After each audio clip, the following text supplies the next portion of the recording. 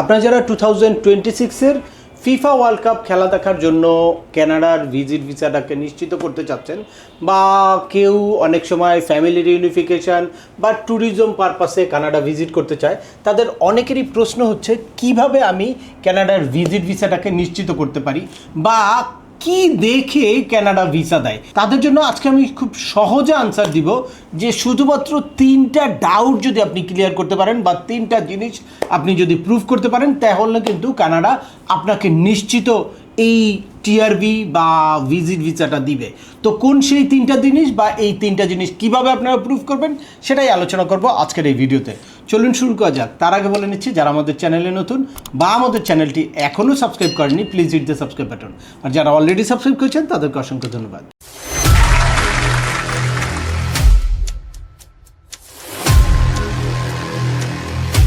Welcome back. আপনাদের সাথে আছে আমি সিমা মিনুল বাহার। আমাদের এই চ্যানেলে ইউএসএ, কানাডা, অস্ট্রেলিয়া, ইউকে সহ ইউরোপের বিভিন্ন দেশের ভিজিট, পড়াশোনা, ওয়ার্ক পারমিট এবং মাইগ্রেশন সংক্রান্ত বেশ কিছু আপডেটেড ইনফরমেশন আছে। আপনারা যারা যেই টপিক্সে ইন্টারেস্টেড, দয়া করে ওই রিলেটেড সকল ভিডিওগুলো দেখবেন। এরপর ছোটোখাটো প্রশ্ন থাকলে ভিডিওর নিচে কমেন্টস করবেন। আর তারপরেও একান্ত কোনো ব্যক্তিগত পরামর্শ বা আমাদের কোনো সার্ভিস নিতে চাইলে ডিসক্রিপশানে থাকা হোয়াটসঅ্যাপ নাম্বারে অ্যাপয়েন্টমেন্ট বুক করে সরাসরি যোগাযোগ করতে পারেন। অ্যাট দ্য সেম টাইম আমাদেরকে ইমেইল করতে পারেন এবং আমাদের ইউটিউব, ফেসবুক ও ওয়েবসাইটগুলো ফলো করে সবসময় আমাদের সাথে যুক্ত থাকতে পারেন। এনিওয়েজ, চলে আসে আজকের মূল আলোচনায়। কানাডার immigration and refugee protection regulations অ্যাক্টের 179B সেকশন অনুযায়ী আপনি যদি ভিজিট ভিসায় কানাডা যেতে চান বা কানাডার একটা টেম্পোরারি রেসিডেন্স ভিসা পেতে চান, তাহলে আপনাকে 3টা জিনিস প্রুভ করতে হবে।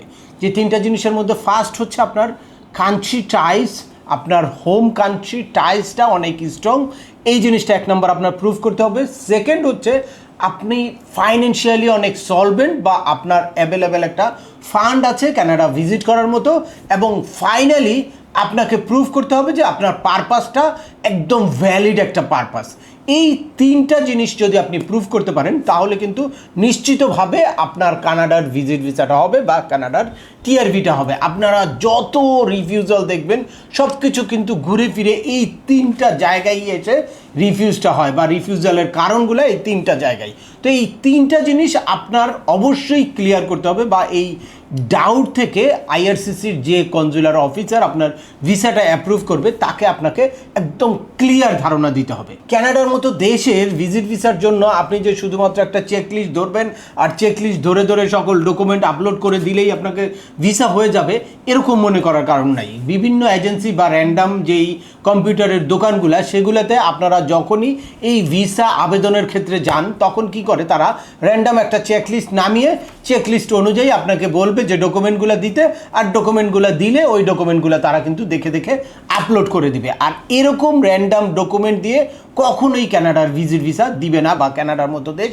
ভিসা দিবে না। কারণ কি, কানাডার মতো ফার্স্ট ওয়ার্ল্ডের দেশে অনেকেই ভিজিট করতে গিয়ে তারপর ওখানে অ্যাসাইলাম সিক করে বা আমাদের দেশের থেকে হিউজ মিসইউজ করে ভিজিট ভিসার এই চান্সেসটাকে।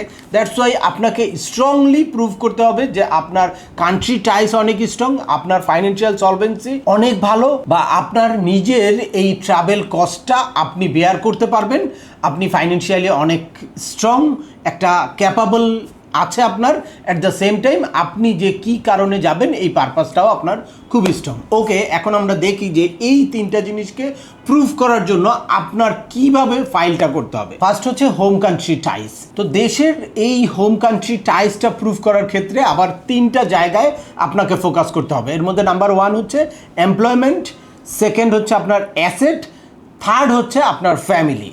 আপনার এমপ্লয়মেন্টটা যত স্ট্রং হবে তত হোম কান্ট্রি টাইস আপনার স্ট্রং। কারণ আপনি এখানে যদি খুব ভালো একটা জব করেন অথবা বিজনেস করেন, তাহলে আপনি কিন্তু আরেক দেশে গিয়ে মানবতার জীবনযাপন করবেন না বা ইলিগেলি থাকবেন না। সে কারণে আপনার এমপ্লয়মেন্টটা খুব স্ট্রংলি প্রুভ করতে হবে। সেটা প্রুভ করার জন্য যত রকম ডকুমেন্ট আছে সব ডকুমেন্টগুলো আপনাকে সাবমিট করতে হবে। হোক আপনি বিজনেস করেন, হোক আপনি জব করেন, জব করলে জব রিলেটেড সকল ডকুমেন্ট, আপনি যে আসলেই জব করেন, আপনার স্যালারিটা যে হ্যান্ডসাম এই জিনিসটা প্রুভ করার জন্য সকল ডকুমেন্ট দিতে হবে।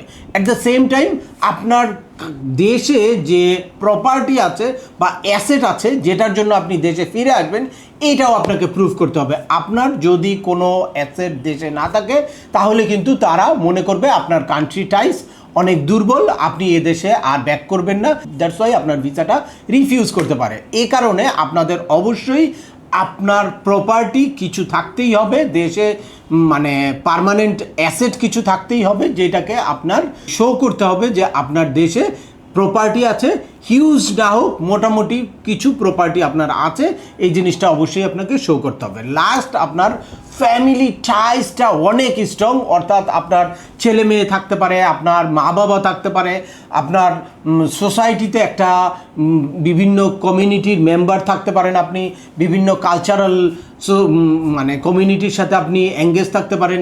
এই জিনিসগুলোও আপনার স্ট্রংলি এখানে সাবমিট করতে হবে। দ্যাটস ওয়াই তারা প্রুভ করবে যে আপনার ফ্যামিলি টাইসটা অনেক স্ট্রং, আপনার ম্যাটার্নাল প্যাটার্নাল সাইডের ফ্যামিলি থাকতে পারে, বা আপনার ভাই বোন থাকতে পারে, আপনার ছেলে মেয়ে থাকতে পারে, মা বাবা থাকতে পারে, এদের সবার সাথে আপনার খুব স্ট্রং একটা বন্ডিং আছে। এটাও আপনার ডকুমেন্ট এবং কাভার লেটারের মাধ্যমে অবশ্যই প্রুভ করতে হবে, তাহলেই আপনার কানাডার ভিসাটা নিশ্চিত হতে পারে। এরপর সেকেন্ড হচ্ছে ফাইন্যান্সিয়াল সাপোর্ট। এই ফাইন্যান্সিয়াল সাপোর্টটাও আপনার ক্লিয়ারলি প্রুভ করতে হবে যে আপনি নিজেকে ফাইন্যান্সিয়ালি সাপোর্ট করতে পারবেন এবং পর্যাপ্ত ব্যালেন্স আছে। এটাকে আপনার দুইভাবে কিন্তু প্রুভ করতে হবে। নাম্বার ওয়ান হচ্ছে আপনার রেগুলার একটা ইনকাম আছে, রেগুলার আপনার ব্যাংকে একটা ফান্ড ঢুকে, রেগুলার আপনি ইনকাম করছেন, রেগুলার যে একটা ক্যাশ ফ্লো, এই জিনিসটা কিন্তু অবশ্যই প্রুভ করতে হবে। রেগুলার ফান্ডটা আপনি কিভাবে প্রুভ করবেন? লাইক আপনি কোনো জব করেন বা বিজনেস করেন, ওখান থেকে রেগুলার আপনার ইনকাম জেনারেট হচ্ছে, এটা আপনার সেভিংস অ্যাকাউন্টে অবশ্যই রিফ্লেকশনটা থাকতে হবে। আপনি বললেন যে আপনি 2 লাখ টাকা স্যালারি পান, অথচ আপনার সেভিংস অ্যাকাউন্টে কোনো মানে ট্রানজ্যাকশান নাই ওই ধরনের, তাহলে কিন্তু এটা কিছুতেই অ্যাকসেপ্ট করবে না। দ্যাটস ওয়াই আপনার রেগুলার একটা স্যালারি, আপনি যদি জব করেন স্যালারিটা আপনার ব্যাংকে ঢুকতে হবে, এটা হোক ওই কোম্পানির অ্যাকাউন্ট থেকে সরাসরি আপনার ব্যাংক অ্যাকাউন্টে হতে পারে, বা আপনি ক্যাশ নিয়ে পে স্লিপ দিয়ে তারপরেও কিন্তু আপনি নিজে জমা করতে পারেন, তাহলেও এটা মনে করতে পারেন যে এটা আপনার salary. At the same time আপনি যদি বিজনেস করে থাকেন তাহলেও বিজনেস অ্যাকাউন্ট থেকে আপনার একটা নির্দিষ্ট অ্যামাউন্ট প্রত্যেক মাসে আপনার সেভিংস অ্যাকাউন্টে হিট করতে হবে, তাহলে বুঝবে যে বিজনেস থেকে আপনার এই অ্যাকাউন্টটা এই অ্যামাউন্টটা আপনার ইনকাম হয়, আদারওয়াইজ তারা কিন্তু কনফিউজ থাকবে। তো তাদেরকে এই ডাউটটাও ক্লিয়ার করার দায়িত্ব আপনার। দ্যাটস ওয়াই আপনার সেভিংস অ্যাকাউন্টে আপনি যত টাকা ইনকাম করেন ওই জিনিসটার রিফ্লেকশন কিন্তু অবশ্যই থাকতে হবে। আমাদের দেশে অনেকেই দেখা যায় যে এই রিফ্লেকশনটা না থাকার কারণে হিউজ পরিমাণে ভিসা রিফিউজ হচ্ছে।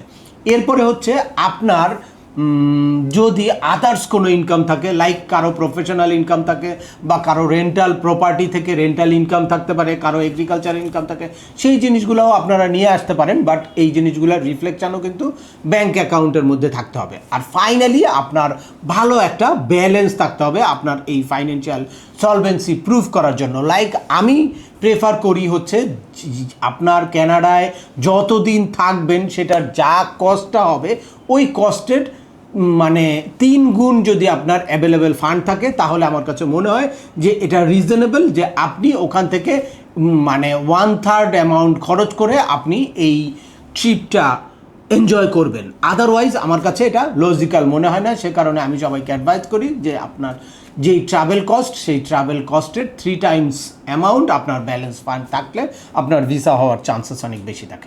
এরপর ফাইনালি পারপাস অফ ভিজিট। অনেক বড় একটা গ্রুপের পিপল কিন্তু শুধুমাত্র এই পারপাসটা প্রুভ করতে না পারার কারণে তাদের ভিসা রিফিউজ হয়। আপনারা দেখবেন যে অনেক রিফিউজাল লেটারের মধ্যেই পারপাসের কারণে ভিসা রিফিউজ হয়। এই পারপাসটা প্রুভ করার জন্য আপনার 2টা জায়গায় ফোকাস করতে হবে।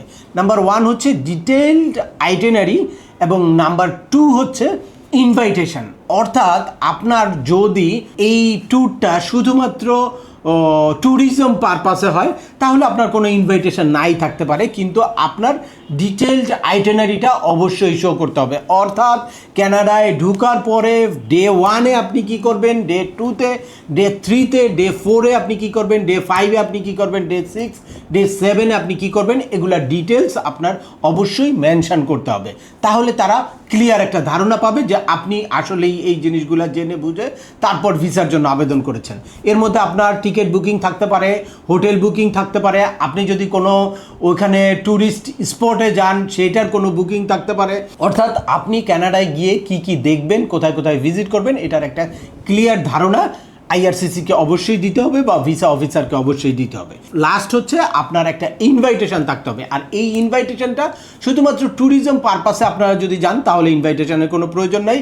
আপনি কোনো বিজনেস ভিজিটে যাচ্ছেন, আপনি কোনো ফ্যামিলি রিউনিফিকেশনে যাচ্ছেন, বা আপনি কোনো ট্রেড শোতে যাচ্ছেন, কোনো কনফারেন্সে যাচ্ছেন, তাহলে অবশ্যই আপনার কিন্তু একটা ইনভাইটেশন দিতে হবে ওই পারপাসটাকে স্ট্রং করার জন্য। এবং যেই পার্সনটা আপনাকে ইনভাইট করবে তার details, name, passport number, address এবং কেন সে আপনাকে ইনভাইট করছে, তার সাথে আপনার কি রিলেশন, এই জিনিসটা কিন্তু অবশ্যই আপনাকে প্রুফ করতে হবে। অথবা আপনারা যারা এখন এই ফিফা ওয়ার্ল্ড কাপের খেলা দেখার জন্য কানাডা ভিজিট করতে চাচ্ছেন, তাদেরও খেলা দেখতে গিয়ে আপনি কোন কোন খেলাগুলো দেখবেন, সেই জায়গায় হোটেল বুকিং, এই ইনফরমেশনগুলো কিন্তু অবশ্যই দিতে হবে এবং ওই রিলেটেড ডকুমেন্টও কিন্তু আপনাকে অবশ্যই সাবমিট করতে হবে। তাহলেই আপনার কানাডার ভিজিট ভিসাটা নিশ্চিত হতে পারে। আর এই জায়গাগুলো প্রুফ করার ক্ষেত্রে কোনো জায়গায় যদি আপনি ডাউট তৈরি করেন তাহলেই কিন্তু আপনার ভিসাটা রিফিউজ হবে। আর এই জিনিসগুলো প্রুফ করার ক্ষেত্রে অবশ্যই আপনি হয় নিজে নিজে জেনে শুনে বুঝে তারপর আপনার ভিসার জন্য আবেদন করবেন, অথবা কোনো প্র্যাকটিক্যাল এক্সপিরিয়েন্স আছে বা কোনো এক্সপার্ট পারসনের সাথে এই ভিসার আবেদনটার সার্ভিসটা নেবেন বা অ্যাডভাইসটা নেবেন। কারণ কি, যদি আপনি সঠিকভাবে ভিসার আবেদন করেন তাহলে একবার রিফিউজ হলেও বিভিন্ন অপশান থাকে রিফিউজের পরেও ভিসাটাকে নিশ্চিত করার জন্য, বা পরবর্তীতে রিঅ্যাপ্লাইয়ের মাধ্যমে ভিসাটাকে নিশ্চিত করা যায়। কিন্তু আপনি যদি যেনভাবে আবেদন করেন তাহলে তাদের ডাটাবেজে কিন্তু আপনার সব ইনফরমেশন নোট ডাউন হয়ে গেল। পরবর্তীতে ভিসা পাওয়ার ক্ষেত্রেও কিন্তু আপনার জন্য এটা একটা মানে ব্যাড ইফেক্ট পড়তে পারে বা ব্যাড ইম্প্যাক্ট পড়তে পারে। তো আজকের ভিডিওটি আর দীর্ঘায়িত করছি না। আশা করি এই ভিডিও থেকে আপনারা কিভাবে কানাডার ভিজিট ভিসাটা নিশ্চিত করতে পারেন, বা কোন তিনটি ডাউট, কোন তিনটি জিনিস ক্লিয়ার করলে আপনাদের কানাডার ভিসাটা নিশ্চিত হবে সে ব্যাপারে ক্লিয়ার একটা ধারণা পেয়েছেন। তারপরেও আপনাদের যদি এই সংক্রান্ত কোনো রকম কোনো প্রশ্ন থাকে অবশ্যই আমাকে কমেন্টস করে জানাবেন। আর ভিডিওটি ভালো লাগলে বা তথ্যবহুল মনে হলে লাইক দিয়ে আপনার বন্ধুদের মাঝে শেয়ার করে দেবেন যাদের এই ইনফরমেশনগুলো অত্যন্ত প্রয়োজন। আবার দেখা হবে নতুন কোনো গুরুত্বপূর্ণ টপিকস নিয়ে। সে পর্যন্ত সবাই ভালো থাকবেন, সুস্থ থাকবেন এবং আমাদের চ্যানেলের সাথেই থাকবেন। আল্লাহ হাফেজ।